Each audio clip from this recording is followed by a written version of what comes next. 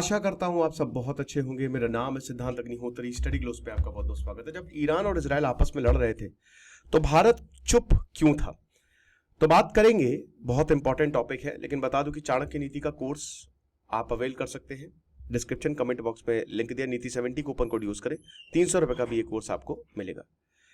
तो हम सबको पता है कि जो ईरान की बॉम्बिंग हुई है वो ओल्ड स्टाइल इंपीरियलिज्म है ना। और इस समय जो अमेरिका इजराइल ने, मतलब अभी तो मैं ये आज कौन सी डेट है, 28 जून को ये लेक्चर कर रहा हूँ, तो अब तो सब खत्म हो चुका है, सीज फायर भी हो गया। लेकिन भारत जो है, भारत चुप रहा इस पे। भारत ने ज्यादा बोला नहीं, भारत ने डी एस्केलेशन की बात की। लेकिन आखिरकार ऐसा क्यों भाई? देखिए, जब इजराइल यूएन ये बोला गया कि गाजा में जेनोसाइड बंद करो, तब भी भारत जो है वो शांत रहा, ज्यादा उसने काम किया नहीं। ठीक है, मेरे हिसाब से ये पॉलिसी ठीक भी है, क्योंकि देखिए हमारे दोनों से बहुत अच्छे रिश्ते हैं। लेकिन न्यू दिल्ली के पास ये चॉइस जो थी ना, it's a very tough choice. आप किसको चुनेंगे? ईरान के साथ हमारे हिस्टोरिक टाइज है।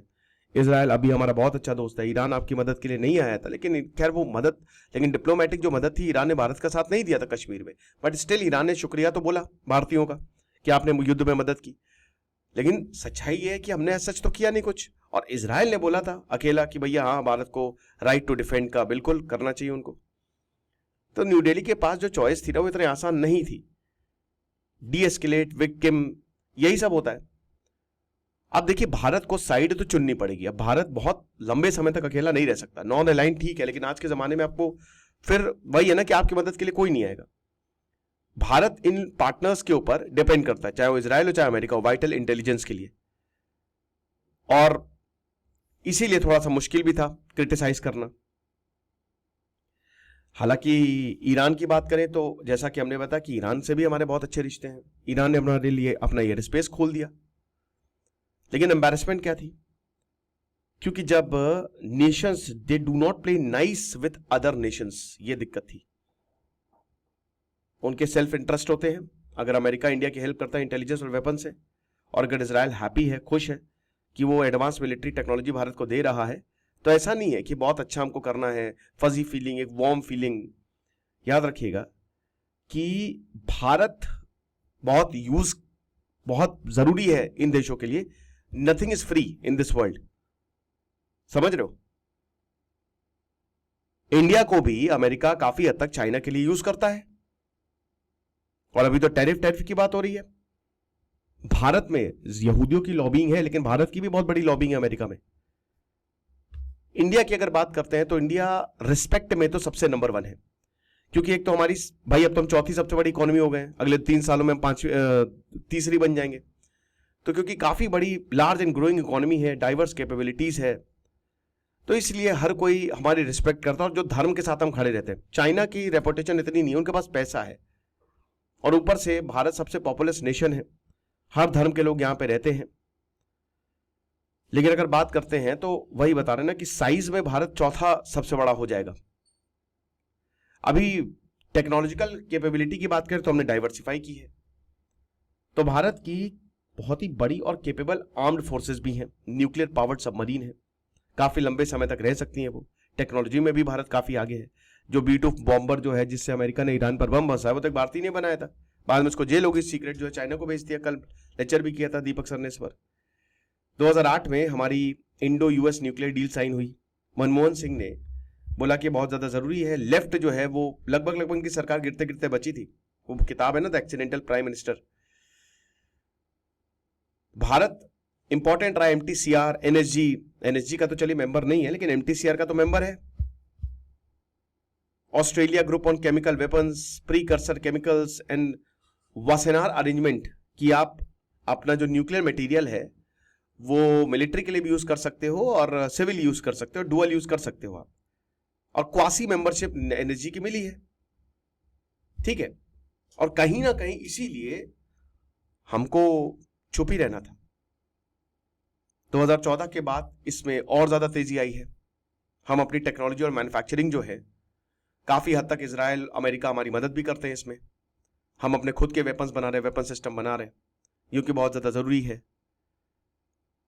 लेकिन सबसे बड़ी बात कि हमारी इंडिपेंडेंट फॉरेन पॉलिसी है, और ये जवाहरलाल नेहरू को इसका श्रेय जाता, नॉन अलाइंड रहे। हम किसी के दबाव में काम नहीं करते हैं। तो स्ट्रैटेजिक ऑटोनॉमी है। दूसरे नेशंस के बिहाफ पे भी हम बोल सकते हैं। ईरान ने भी बोला था अगर आप ग्लोबल साउथ के लीडर हैं तो आप बोलिए, आप बोल क्यों नहीं रहे? ब्रिक्स, बेसिक, नैम के 5 ही बेसिक प्रिंसिपल तो थे, respect for sovereignty, territorial integrity, non aggression, non interference, equality और म्यूचुअल बेनिफिट, यही तो था, और तो कुछ था नहीं। तो भारत ने एक बैलेंस्ड अप्रोच जो है वो अडॉप्ट किया है।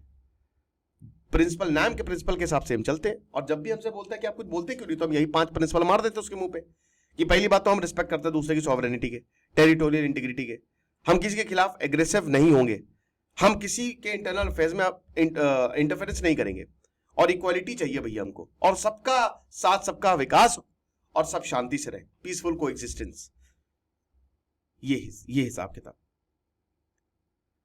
लेकिन जब धर्म की बात आएगी, जैसे 1971 में वेस्ट पाकिस्तान जो ईस्ट पाकिस्तान के ऊपर कर रहा था जेनोसाइड, कल मंदिर तोड़ दिया गया बांग्लादेश में, मतलब कितना दुखद है ये आप समझ सकते हैं। अगर हमको प्रोटेक्ट करना पड़ेगा तो हम ऑब्लिगेटेड है, जेनोसाइड होगा तो हम ऑब्लिगेटेड है, जब स्टेट जो है अपनी ड्यूटी परफॉर्म नहीं कर पाएगा तो हम ऑब्लिगेटेड है, तब हम वी विल स्टैंड। लेकिन मोर और लेस हम नैम के प्रिंसिपल पे ही चल रहे हैं क्योंकि ये हमारे संस्कारों में है। बट ईरान जो है एक ऑपरेसिव थियोक्रेटिक रिजीम है, यह बात बिल्कुल सही है, कट्टरता है वहां पे, और ईरान की रिजीम से तो आप बिल्कुल इत्तेफाक नहीं रख सकते, बट इसका मतलब यह तो है नहीं कि उनकी सॉवरेनिटी पे हमला ठीक है।